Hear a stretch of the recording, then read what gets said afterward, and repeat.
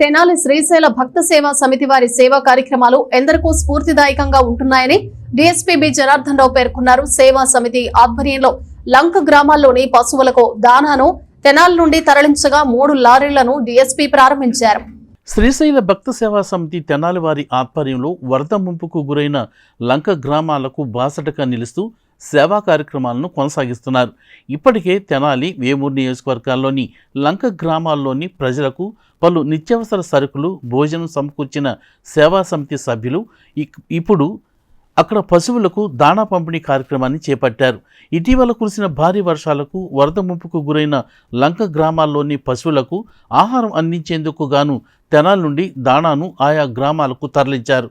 మునకపల్లి లంక, కొత్తూరు లంక, కనిగిరి లంక, అన్నవరపు లంక, ఈపూరు లంక, ఆవులవారిపాలెం లంక గ్రామాలకు 3 లారీల్లో దాణాను పంపిస్తుండగా Tenali DSP B Janardhan Rao జెండా ఊపి ప్రారంభించారు.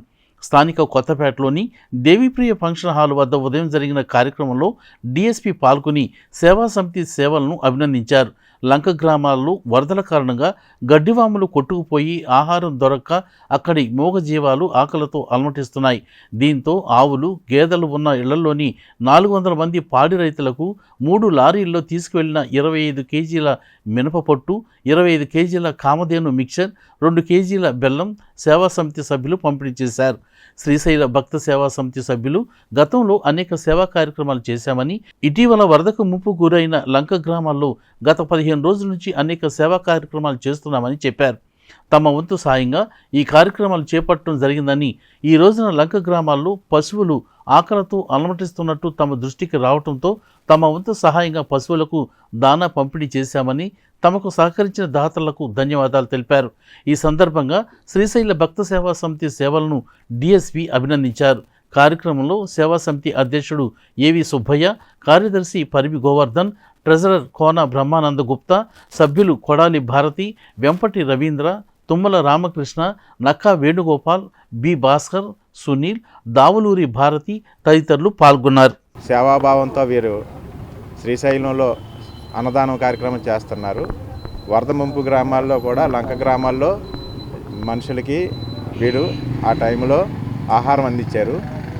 ఆ పశువులకు అక్కడ గడ్డి లేక అవి బక్కచిక్కిపోయి ఉన్న విషయం వీళ్ళు చూసి చలించిపోయి పెద్దలు కామధేను సీడ్స్, ఇక్కడ లోకల్ దాల్ మిల్స్ వారి సహాయంతో ఈ పశువులకి దానా ఏర్పాటు చేసి వారికి ఒక్కొక్క పశువుకి ఒక్కొక్క కుటుంబానికి 25 కేజీలు మన ఫీడు, 2 కేజీలు బెల్లం, పొట్టు, దాల్ మిల్ వారి ఇవన్నీ అందించడం జరుగుతుందని నాకు వచ్చి చెప్పారు.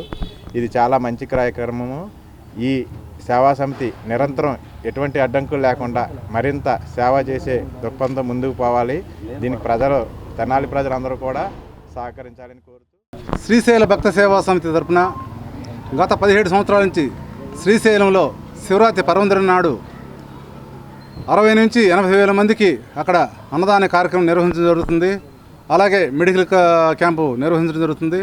అలాగే తెనాలిలో కరోనా టైంలో ఒక 60 రోజుల పాటు రోజు 1000 మందికి అన్నదానం చేయడం జరుగుతుంది.